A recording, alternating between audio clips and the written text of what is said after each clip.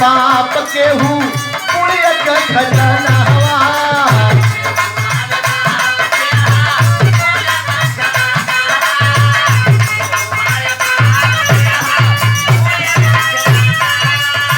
सोनावा कटी जाना ये कहीं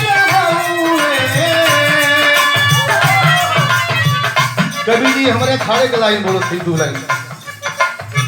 सोनावा कटी जाना ये कहीं रहूं अचानक